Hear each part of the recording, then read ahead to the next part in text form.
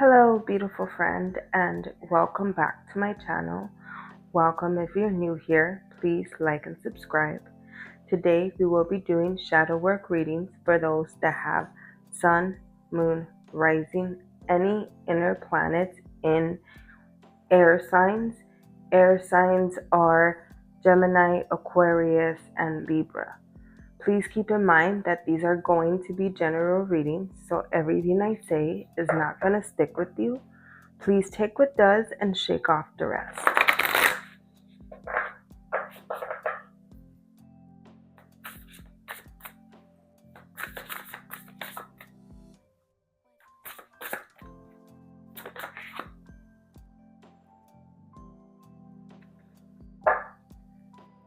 So at the bottom of the deck, we have Weave Together the Crown You Deserve. And what came out is Lighthouse. Don't doubt your worth upside down.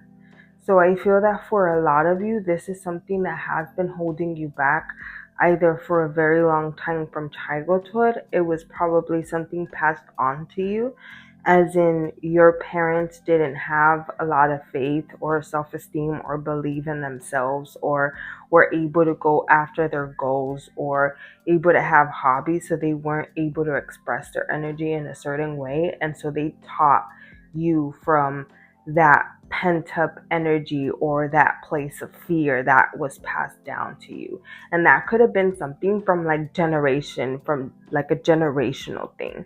And I feel that that's why this card is here. And that's why it's upside down, because it's something that has not just affected you, but the generation before you and your parents and their parents, and it's been a huge cycle.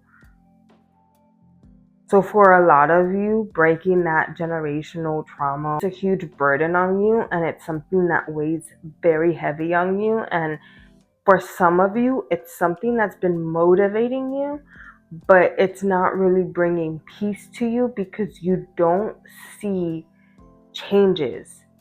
So you're going after certain type of goals. You're trying to help out your family in a certain type of way, either by contributing more time or more money, or trying to educate them and not repeating the same cycles, and you don't see a change in them. Or this could be towards your partner, towards your kids, or towards a friendship. And I feel that that's happening because it's something within them and you, and it's not really something that you could control, but yet that's what you're focusing on. And for a lot of those people, it's the fact that they don't want to change and they feel comfortable where they're at, and they're not going to want to change. Like, for them, their comfort zone is here, and getting out of that comfort zone really scares them a lot. And so you're trying to get them out of there, and they're like, no, I'm comfortable here, I'm going to stay here. And that creates frustration within yourself that you later take out on yourself.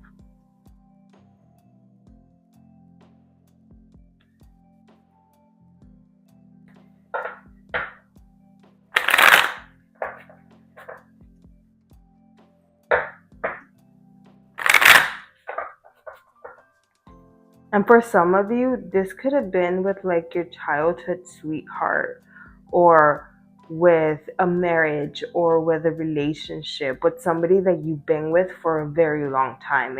It could be something that wasn't like passed down from generation to generation, but something you see in this person that you've been with for a while. And for some of you, seeing that there is no change is breaking your heart, and it's building some sort of resentment towards this person.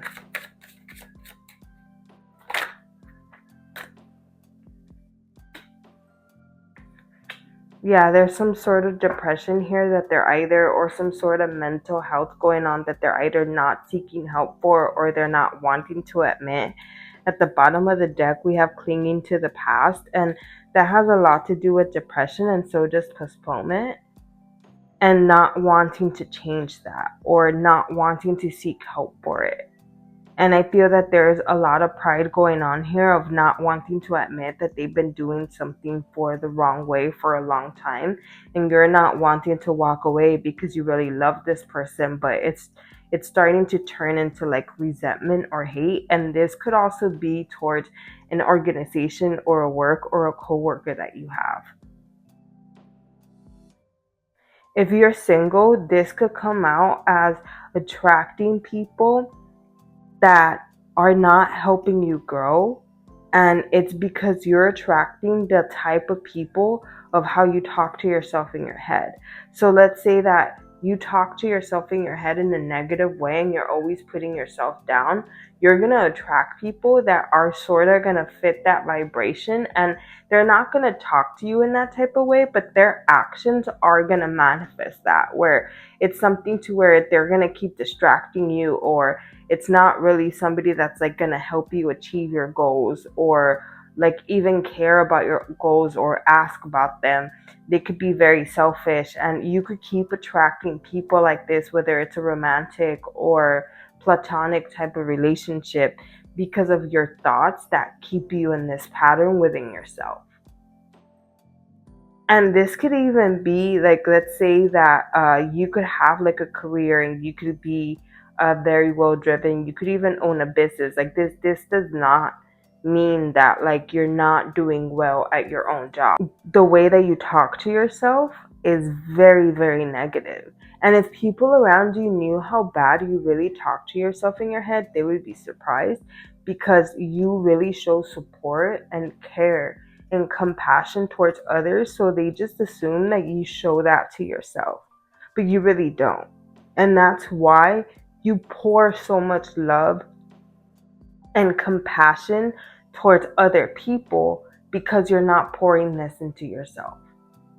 For a lot of you, you say that your love language is like being of service to others, but in reality, it's not. It's just a whole bunch of trauma. And the only reason why you gravitate towards that is because you're such a shitty person to yourself. And you justify being a shitty person to yourself because it makes you feel better when you're of service to somebody else.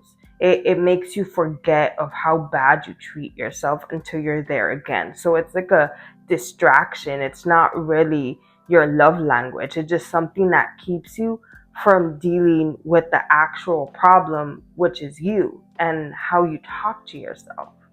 And for a lot of you, whether you're in the first group that I talked about or the one that I just mentioned, there's a lot of denial and not wanting to seek help for this, not wanting to admit this to your loved ones or to speak up about this, because of some sort of pride or ego that's in the way, that's not letting you admit that either you're wrong or you are a certain way, or like there's something that's not willing for you to admit because it goes against your beliefs, or it goes against the way that you see yourself or the way that you thought things were supposed to be working out. And so holding on to that belief is what's keeping you here. And then it's also keeping that cycle of talking negative to yourself. Please subscribe if this really resonated with you, and let me know in the comments.